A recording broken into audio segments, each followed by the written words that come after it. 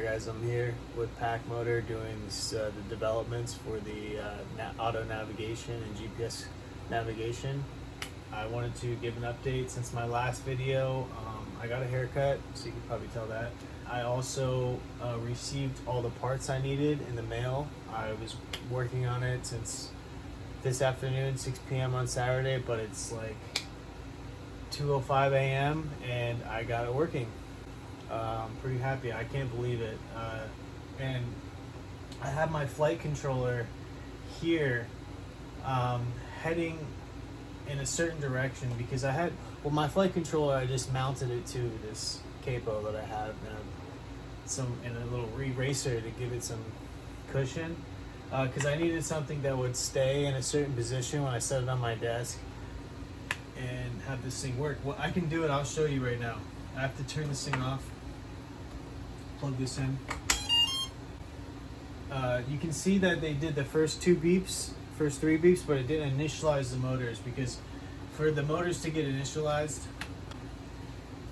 it has to have a PWM signal. If anybody knows about PWM controllers, they're basically microcontrollers that control brushless motors. And so you can see that it initialized. Now the GPS is starting. It's trying to find its way to the first coordinate.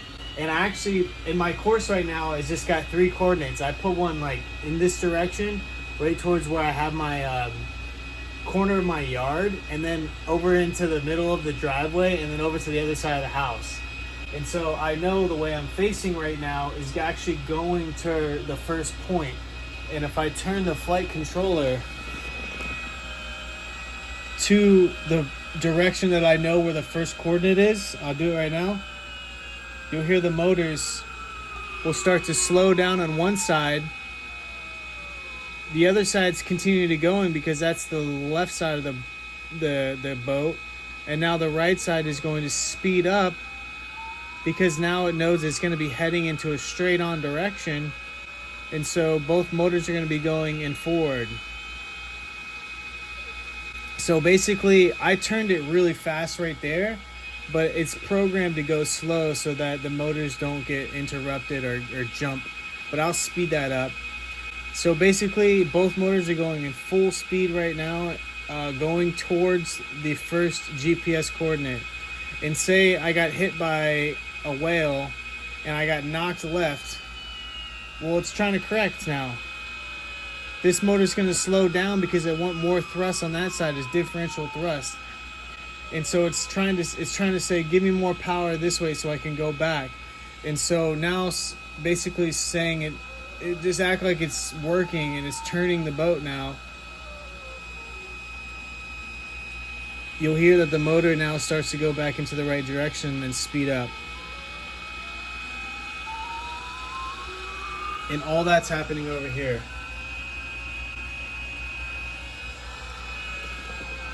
So I'm actually really pretty excited that this is actually working, and I did it in like 2 days. I've had this plan to do this upgrades to Pack Motor, and all the people who bought a Pack Motor currently can get this type of upgrade. If you already own a Pack Motor, just know it's coming soon. You better upgrade it. I can actually help do an upgrade for you. But if you want to buy a Pack Motor now, please don't hesitate because we only have limited stock, and if you lock it in now, you'll be ready for the upgrade. You'll have a Pack Motor so you can easily upgrade it. I'm going to design the chips.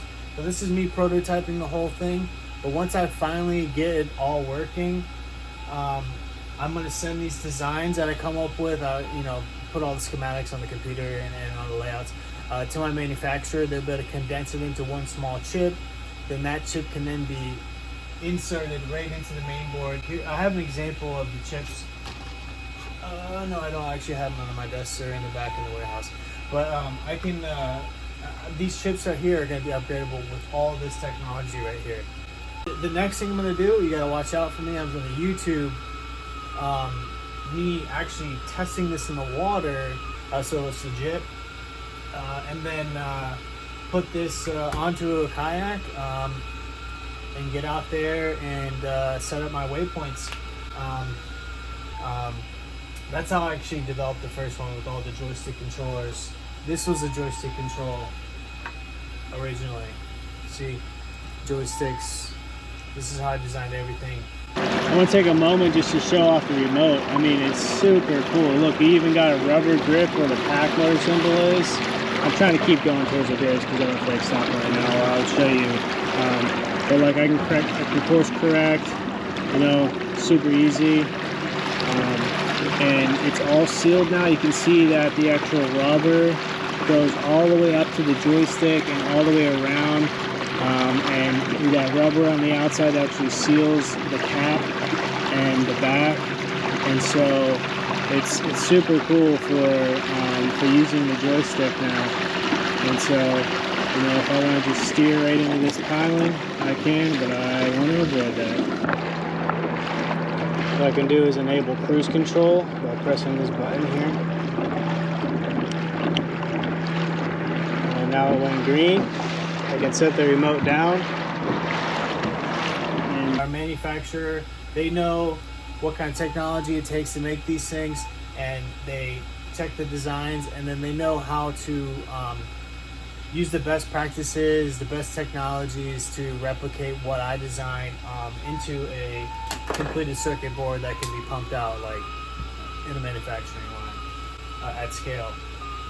And I already showed you a little demo of what the website's going to look at. The website is also going to have a phone connected where you can set your waypoints while you're out there on the water, send it to the device, and then it'll kick off the navigation.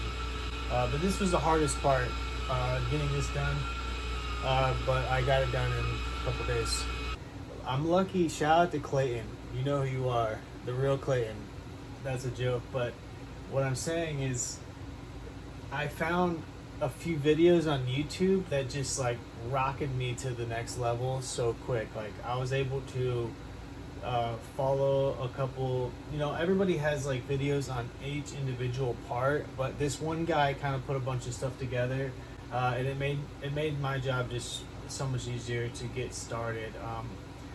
But of course that's just the start. I ran into a ton of bugs, but I was able to figure them out pretty quick and actually get the flight controller communicating, the GPS chip with this little antenna is communicating, my SD chip is communicating, and I'm saving this all to an Arduino Uno, which if anybody knows, it's like got very little bit of memory internally. I actually use Arduinos so that I can use these Nanos. I use the Arduino Unos so I could use the Nanos so that I can make this as small as possible with the same technology and fit it inside the head unit of a pack motor. The RAM is just super small. It's like I'm working with like 2 kilobytes, and I have all these devices that I have to communicate, and my code, I want to be able to print stuff out so I can debug and everything. I have to be like super conservative with all my print statements, make sure I use proper serial prints to save memory, but despite all those issues, I was able to work that all out and load this code.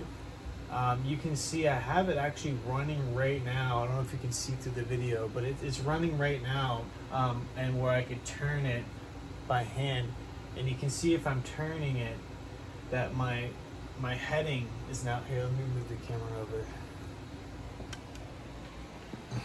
So I have my serial ports running right now, and if you look, keep your eye on this heading right here. This is my goal heading. This is where my GPS coordinate is, the first one, and this is where and then if I turn this, I'll turn this slowly, and you can see that now it's going from 72 to 75 to 80, 85, 90, 93. Oh, I went too fast. I'll come back. Went too far.